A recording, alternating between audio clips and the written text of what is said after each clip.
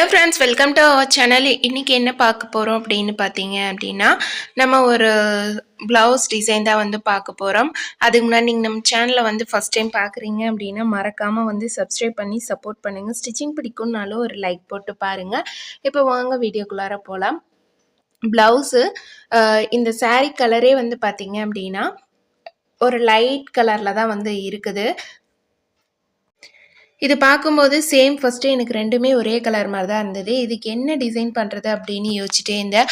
அதுவும் பார்த்தீங்க அப்படின்னா பட்ஜெட் வந்து பார்த்தீங்க அப்படின்னா ஒரு 150 to 200க்குள்ளார வந்து டிசைன் வந்து வைக்க சொன்னாங்க. மொத்தமாக வந்து ஒரு 500 to 550க்குள்ளார வந்து தைக்க சொன்னாங்க. புடவைக்கு லைனிங் போட்டு ஓவர் அடித்து ஃபால்ஸ் வச்சு ஸ்டிச் பண்ணுறது.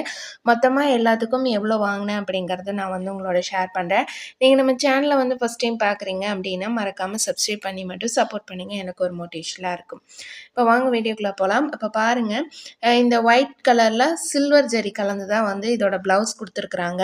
இதுக்கு நான் ஒயிட் கலர் லைனிங் தான் வந்து போட்டேன். கரெக்டாக இருந்தது அப்படிங்கிறதுனால சாரீலேருந்து கொஞ்சமாக வந்து கிளாத் கட் பண்ணியிருந்தேன். கொஞ்சம் அப்படிங்கிறது எவ்வளோ அப்படின்னு பார்த்தீங்கன்னா ஒரு 7 இன்ச் அளவுக்கு நான் வந்து கிளாத் கட் பண்ணியிருந்தேன். இது சென்டரில் ஒரு பேட்ச் மாதிரி ஒன்று ரெடி பண்ணி வைக்கலாம் அப்படிங்கிறதுக்காக தான். ஃபஸ்ட்டு வந்து அந்த பேட்ச் மட்டும்தான் வைக்கலாம் அப்படிங்கிற மாதிரி இருந்தது. ஏன்னா இதுலேயே வந்து முதல்ல இந்த கலர் காம்பினேஷன் ரொம்பவே கம்மியாக இருக்குது. அவ்வளோ அளவுக்கு பளிச்சுன்னு எடுப்பாக தெரியல அப்படிங்கிறனால நம்ம வைக்கிற டிசைனும் வந்து கொஞ்சமாக வச்சோம் அப்படின்னா அது அவ்வளோ அளவுக்கு எடுப்பாக தெரியாது அப்படிங்கிறதுக்காக இன்னும் கொஞ்சம் நல்லாவே வந்து டிசைன் பெருசாக இருக்கிற மாதிரி தான் நான் வந்து சூஸ் பண்ணினேன். ஃபஸ்ட்டு வந்து பார்த்திங்க அப்படின்னா இதில் நம்ம கட் பண்ணியிருக்கிற பீஸை வந்து எடுத்துக்கலாம். இந்த நெக் போர்ஷனில் கட் பண்ண பீஸ் வந்து பார்த்திங்க அப்படின்னா எனக்கு 3.5 இன்ச் வந்து வந்தது.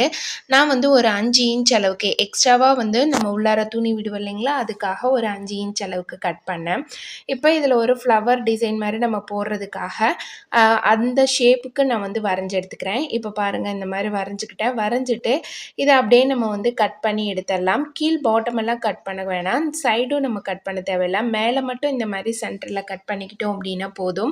இப்போ இதுக்கு ஒரு லைனிங்கு மெயின் கிளாத்து தான் வந்து நம்ம டிசைனுக்காக சாரீலேருந்து கட் பண்ண கிளாத்து. அதுக்கு அடியில் நடுவில் வந்து கேன்வாஸு, அதுக்கப்புறம் வந்து பார்த்திங்க அப்படின்னா பேக்கில் லைனிங்கு. இது 3ம் கொடுத்து நம்ம அப்படியே வந்து தைச்சி திருப்ப போகிறோம். இப்போ ஃபஸ்ட்டு நான் மெயின் கிளாத் வச்சுருக்கேன், அப்புறம் கேன்வாஸ் வச்சுருக்கேன். இப்போ அடியில் லைனிங் ஒரு லைன் வச்சுட்டு அதை அப்படியே தைச்சி திருப்பி இப்போ நான் பின் பவுட்டை எடுத்துகிட்டு இப்போ ஃபஸ்ட்டு நெக்குக்கு மட்டும் அந்த ரவுண்டில் நம்ம தையல் போட்டு எடுத்துக்கலாம். மேலே பாட்டம் மட்டும் தையல் போட்டு எடுத்துடலாம். அந்த ஷேப் கரெக்டாக வர மாதிரி வந்து பார்த்துக்கோங்க. மீதி எல்லாமே வந்து திருப்பி விட்டதுக்கு அப்புறமேலு நம்ம அப்படியே வந்து சைடு எல்லாமே வந்து ஸ்டிச் பண்ணி எடுத்துடலாம். இப்போ எக்ஸ்ட்ரா இருக்கிற கிளாத் எல்லாம் கட் பண்ணி விட்டுட்டு அதுக்கு அடுத்தது நம்ம ஒரு சின்ன கட் கொடுத்துடலாம். சின்ன கட் கொடுத்தோம் அப்படின்னா நமக்கு திருப்புறதுக்கு ரொம்பவே வந்து ஈஸியாக இருக்கும். லைனிங் ப்ளவுஸ்க்கு பார்த்திங்க அப்படின்னா 240 ரூபா வந்து சார்ஜ் பண்ணுறேன். சாதாவுக்கு 120, லைனிங்க்கு 240. அதுக்கப்புறம் புடவை ஓரடிக்கம் ஃபால்ஸ் வச்சு ஸ்டிச் பண்ணேன். ஃபால்ஸ் வந்து 40 ருபீஸு. ஃபால்ஸ் வச்சு ஸ்டிச் பண்ணுறதுக்கு ஒரு 20 ருபீஸு. அப்போ புடவை ஓரடிக்க 20 ருபீஸ், அது ஒரு 80 ருபீஸ் வந்து ஆகிடுது. நெக்ஸ்ட்டு வந்து லைனிங் 40 or 50 இந்த 2 ரேஞ்சிலையுமே இருக்குது. அதுக்கு தகுந்த மாதிரி கஸ்டமர் எது வேணும்னு கேட்குறாங்களோ அதுக்கு தகுந்த மாதிரி நம்ம வந்து போட்டுக்கலாம். இப்போ இதுக்கு உண்டான மொத்த ப்ரைஸ் வந்து பார்த்திங்க அப்படின்னா 360 ரூபா பக்கம் ஆகுது. அதுக்கு மேலே நம்ம இன்னும் வந்து அந்த 140 ரூபா வந்து 500 ரேஞ்சுக்கு அப்படின்னா 140 ரூபா வந்து நமக்கு வரும். இப்போ 550 அப்படின்னா 190 அந்த மாதிரி வரும். நான் வந்து 550 ரேஞ்சுக்கு தான் ஃபஸ்ட்டு வந்து சரி ஒரு லைன் மட்டும் வச்சுட்டு நம்ம வந்து 500 முடிச்சிடலாம் அப்படின்னு வந்து பார்த்தேன். கொஞ்சம் பெருசாக போயிடுச்சு அப்படிங்கிறதுனால நான் வந்து அதுக்கப்புறம் சரி 550 வந்து நம்ம இதுக்கு சார்ஜ் பண்ணிக்கலாம் அப்படின்ட்டு. ஏன்னா வந்து இதுக்கு நாட்டுக்கு 20 ருபீஸ் வந்து போயிடும். நாட் வந்து எப்பயுமே வச்சு ஸ்டிச் பண்ணுறதுக்கு 20 தான் வந்து வாங்குகிறேன். லேஸ் யூஸ் பண்ணுறதுக்கு 50 ருபீஸு. ரெண்டுக்குமே வந்து பார்த்திங்கன்னா மொத்தம் 70 ருபீஸ் ஆயிடுது. அப்போ 140ல் 70 போயிடுச்சுன்னா நமக்கு இந்த டிசைனுக்கு அப்புறம் 70 ருபீஸ் தான் இருக்கும்.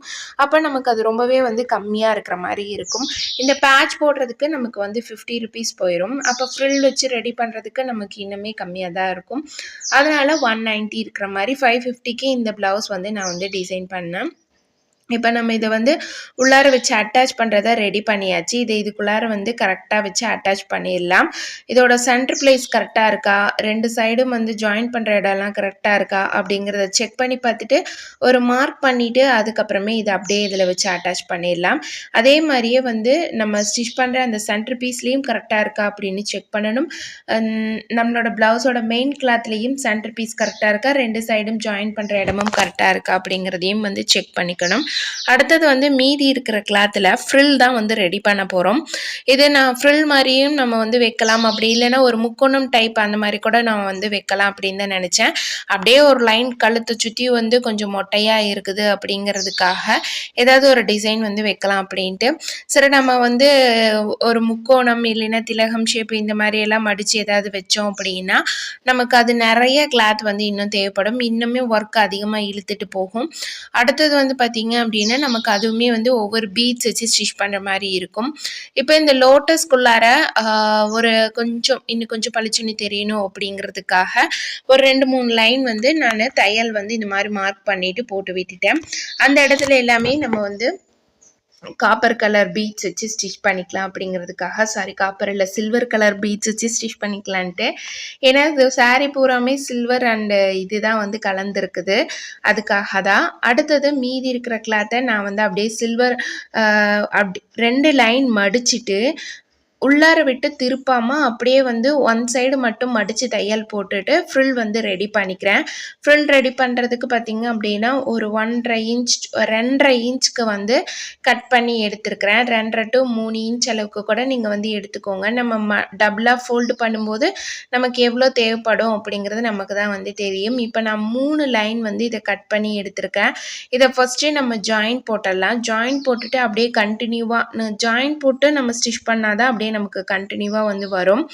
அடுத்தது வந்து பார்த்திங்க அப்படின்னா இன்னொரு ஜாயிண்ட்டையும் நான் வந்து போட்டுக்கிறேன். எனக்கு இதுவே வந்து கொஞ்சம் பத்தலை, லாஸ்ட்டில் இன்னும் கொஞ்சம் ஜாயின் போட்டு தான் வந்து ஸ்டிச் பண்ணுற மாதிரி இருந்தது.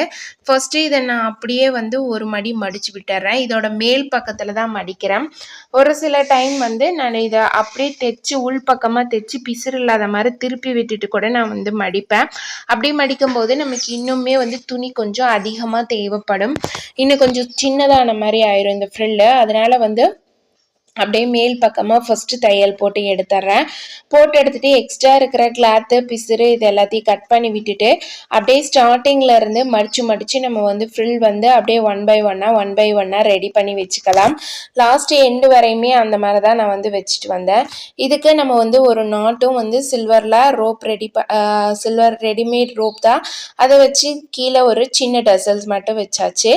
இதோட பட்ஜெட்டுக்கு தகுந்த மாதிரி தான் நம்ம வந்து ஸ்டிச் பண்ண முடியும். ஒவ்வொரு ப்ளவுஸ்க்குமே வந்து பார்த்திங்க அப்படின்னா இப்படி தான் நான் வந்து கால்குலேட் பண்ணிக்குவேன். எனக்கு ஓகே ஓரளவுக்கு வந்து கட்டுப்படி ஆகுது அப்படின்னா நம்ம செய்கிற அந்த டைமிங்க்கு உண்டான அளவுக்கு நமக்கு வந்து இன்கம் வந்தது அப்படின்னா ஓகே அப்படிங்கிற மாதிரி நான் வந்து விட்டுருவேன்.